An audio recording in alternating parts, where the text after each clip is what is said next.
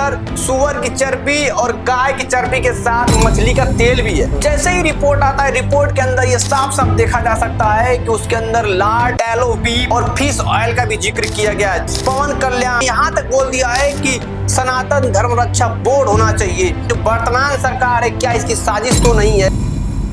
संवेदनशील मुद्दा का वास्तविकता क्या है? हमें राजनीतिक चश्मा को पहनना होगा और धार्मिक चीजों को पे संयम रखना होगा और तार्किक क्षमता को खोलना होगा। ये वही लड्डू है जिसे भगवान तिरुपति का प्रसाद समझा जाता है। ये वही लड्डू है जिसको 2014 में जीआई टैग मिला था। लेकिन क्या आपको पता है कि इस लड्डू के अंदर सुअर की चर्बी और गाय की चर्बी के साथ मछली का तेल भी है? ये मैं नहीं कह रहा, ये आंध्र प्रदेश के चीफ मिनिस्टर चंद्रबाबू नायडू का बयान आया।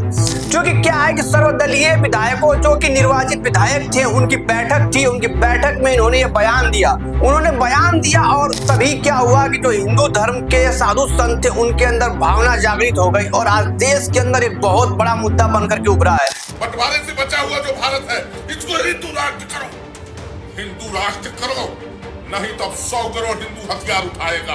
लेकिन इस मुद्दे को हम लोग बहुत बारीकी से समझेंगे। मुद्दे का केंद्र बिंदु ये लड्डू है। इस लड्डू के अंदर जो मिलाया गया घी है, वही इसका मुख्य केंद्र बिंदु है और उसी पे पूरा इर्द गिर्द ये सब चीजें घूम रही हैं। तो हम लोग इसे बहुत सिलसिले वाइज बिल्कुल बारीकियों के साथ समझने वाले हैं और पूरी वास्तविकता की जड़ तक समझने की कोशिश करेंगे। क्योंकि तिरुपति बालाजी का जो आंध्र प्रदेश मंदिर है, वहां पे 2 अगस्त 1715 से लेकर के अभी तक लड्डू प्रसाद वितरण का ये सिलसिला चलता आ रहा है। प्राचीन शिलालेखों से यहाँ तक पता चलता है कि 1480 से ही इसकी शुरुआत हो गई थी।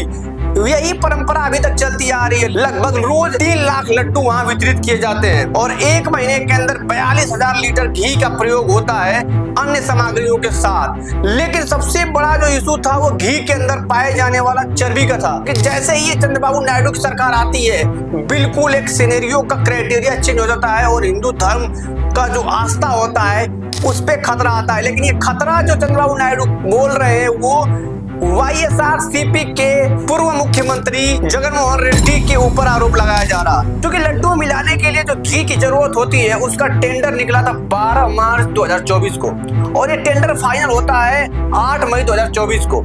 इसी बीच में AR dairy product private limited को टेंडर मिलता है। उसके साथ साथ 4 कंपनियां और होती हैं। लेकिन जो मुद्दे में हाईलाइट है वो एआर डेयरी प्रोडक्ट लिमिटेड ही है। AR dairy product private limited को टेंडर तो मिल जाता है, लेकिन सबसे बड़ा ट्विस्ट आने वाला होता है जून के महीने में।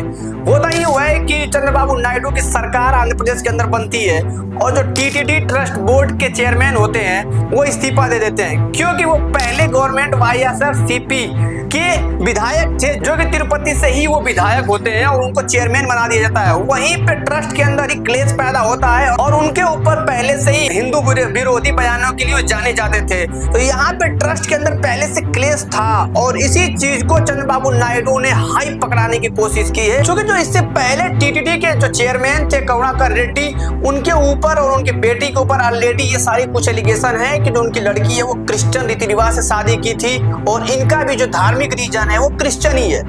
इस चीज को लेकर के बार बार पहले से भी टारगेट किया जा रहा था। यही मुद्दा और आगे बढ़ने वाला था। इसी बीच जब नई सरकार बनती है तो 9 जुलाई को सैंपल के लिए जो एआर डेयरी प्रोडक्ट्स ने जो 2 टैंकर भेजे थे, उसमें से 9 जुलाई को गुजरात के अंदर चूंकि एनडीडीए की एक लैब काफ है, उसको ये सैंपल भेजा जाता है और उस सैंपल में ये पाया जाता है कि जो उसके 5 पैरामीटर जो थे, मैथमेटिकल इक्वेशन थे, वो पूरी तरह फेल माना जाता है। इसी बीच जब नई सरकार बनती है तो जो टीटीडी ट्रस्ट बोर्ड के नए चेयरमैन बनते हैं वो श्यामालाल राव बनते हैं और तभी क्या करते हैं, श्यामालाल राव की ऑलरेडी वो आश्वासन दे चुके होते हैं चंद्रबाबू नायडू को कि जो भी चीजें होंगी प्रतिष्ठा को बचाने के लिए, खास तौर पे तिरुपति बालाजी मंदिर के अंदर, उनमें उनका मेंशन था 7 को भी लेकर के।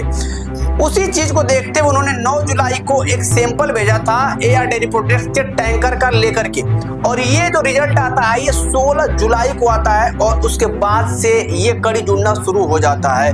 क्योंकि जब अब इस समय जो चेयरमैन श्यामालाल राव है वो चंद्रबाबू नायडू के बिल्कुल खास है, क्योंकि जो टीटीडी जो ट्रस्ट बोर्ड है वो आगे मॉनिटरिंग करती है, लेकिन उसको गवर्न आंध्र प्रदेश की सरकार ही करती है। तो समझ सकते हैं कि वहां का चेयरमैन और आंध्र प्रदेश के मुख्यमंत्री के बीच में क्या तालमेल होगा। जैसे ही रिपोर्ट आता है, रिपोर्ट के अंदर ये साफ साफ देखा जा सकता है कि उसके अंदर लार्ड, टैलो बीफ और फिश ऑयल का भी जिक्र किया गया है, जो कि बहुत बड़ी बात है। लेकिन इसके पीछे कुछ साजिश भी हो सकती है। साजिश को हम लोग समझते हैं अभी कुछ क्षणों के अंदर ही। रिपोर्ट आ चुका है, लेकिन रिपोर्ट के बाद कुछ संशय अभी भी बरकरार है। वो संशय का जिक्र हम कुछ ही क्षणों में करने वाले हैं। रिपोर्ट आ चुका है। रिपोर्ट के अनुसार तो देखा जाए तो YSRCP इसकी जिम्मेदार है, TTD के जो पूर्व चेयरमैन थे वो उसके जिम्मेदार है। लेकिन मैं आगे जो बात करने वाला हूँ, इसमें से आपको कुछ पता चलेगा कि जो वर्तमान सरकार है क्या इसकी साजिश तो नहीं है। सबसे पहला जो प्रश्न है वो मंदिर के ट्रस्ट TTD से है।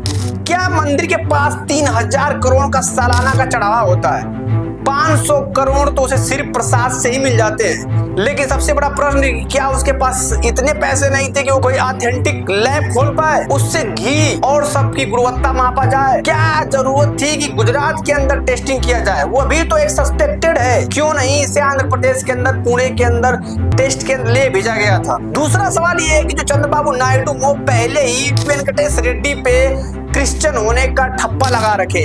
तो जो चंद्रबाबू नायडू हैं, ये धर्म कार्ड खेलने में बहुत माहिर हैं, और ये चीज इसका पुख्ता सबूत भी है, क्योंकि चंद्रबाबू नायडू एक कार्यकारिणी बैठक हो रही थी जिसमें से उन्होंने कहा था कि जो वेंकटेश रेड्डी है वो एक क्रिश्चियन है। उन्होंने जिक्र करते हुए कहा कि वेंकटेश्वर स्वामी मेरे प्रिय हैं, मैं जीतूंगा तो उनके पास जाऊंगा, लेकिन वेंकटेश रेड्डी अगर जीतते हैं तो वो जेरूसलम जाएंगे। मतलब आप समझ सकते हैं कि ईसाई वर्सेस हिंदू ट्रम्प कार्ड खेला जा रहा है इस देश के अंदर। इस चीज को भी समझना जरूरी है। तीसरा चीज जो इस चीज के लिए सबसे इंपॉर्टेंट है, आंध्र प्रदेश की आबादी 87% हिंदू है, वही 3% से भी कम क्रिश्चियनिटी है, 7% मुसलमान है। तो क्रिश्चियन वर्सेस हिंदू करने में सबसे ज्यादा जो फायदा होगा वो TDP को होगा, तेलुगु देशम पार्टी को होगा, जिसके नेतृत्व कर रहे हैं इस समय चंद्रबाबू नायडू। और अभी जो उनके कोलिजन है पवन कल्याण, ये एक हिंदुओं का बहुत इंपॉर्टेंट सा चेहरा है। उन्होंने यहाँ तक बोल दिया है कि सनातन धर्म रक्षा बोर्ड होना चाहिए। तो ये सारे जो कार्ड हैं ये बड़ा सस्पेक्टेड नजर आ रहे हैं इस धर्म से खेलने के लिए। क्या ये सरकार तो जिम्मेदार नहीं है? इसी चीज को भी और भी समझना है। और आगे का जो सवाल है वो ये है कि कर्नाटका मिल्क फेडरेशन, जो कि पहले इससे घी की सप्लाई किया करती, तो उसने 2023 में एलिगेशन लगाया था कि जो भी इस समय टेंडर कंपनियां दे रही है उसमें मिलावट के चांसेस है। तो इस चीज से भी हो सकता है कि जो कि वर्तमान में कर्नाटका मिल्क फेडरेशन ही सप्लाई कर रहा है, तो ऐसा भी हो सकता है कि बदले की भावना से भी देखा जा सकता है। और सबसे बड़ी बात कि भारत के अंदर ऐसी कोई लैब जो बहुत विशिष्ट चर्बी का पता लगाना किसी घी के अंदर, ये बहुत मुश्किल होता है, ये बहुत ही सस्पेक्टेड होता है। और खास तौर पे गाय की चर्बी का जिक्र करना ही थोड़ा सा एंगल इस सिचुएशन को बदल देता है। इसीलिए मैं इस मुद्दे को कई दृष्टिकोण से देखने की कोशिश किया। जब मैं रासायनिक दृष्टिकोण से देखने की कोशिश किया तो उसमें यह पाया कि जो बीफ टैलो फैट है उसे 1 kg का दाम 85 किलो रुपए तक है। इससे मिक्स करना थोड़ा आसान हो सकता है और घी को सस्ता बेचना 320 रुपए किलो तक संभव हो सकता है। दूसरी तरफ मैं अगर आर्थिक दृष्टिकोण से देखूं तो घी को तैयार करने में 30 से 40 लीटर दूध का उपयोग किया जाता है। अगर मैं दूध के अन्य प्रोडक्ट को अलग कर दूं और घी को अलग कर दूं तो 1 kg घी का जो कास्ट है वो 600 रुपए से लेकर के 850 रुपए तक एवरेज घी का कास्ट होना चाहिए। तो ये संदेश जाता है कि लड्डू के अंदर इतना सस्ता घी कैसे दिया जा सकता है। लेकिन बात यह है कि बीफ टैलो फैट का यूज बहुत आसानी के साथ हर जगह इसका उपयोग कुछ न कुछ चीजों में किया जाता है, क्योंकि ये हाई स्मोकिंग फैट होता है, हाई कैलोरी फैट होता है और उस टेम्परेचर पे ये अपने जो इसका नेचर होता है उसे नहीं खोता है।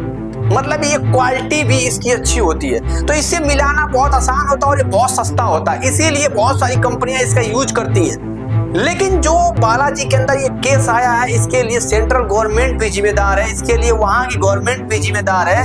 और वही नहीं, देश के अंदर जितने भी मिलावट हो रही है इसके लिए इस सरकार की कमी को देखना होगा और सरकार को रिस्पॉन्स करना होगा। बात सिर्फ बालाजी के लड्डू की नहीं होना चाहिए, देश के अंदर कहीं भी कोई भी मिलावट हो रही है वो देश के लिए खतरा है, वो शारीरिक हमारे देश के लोगों के लिए खतरा है।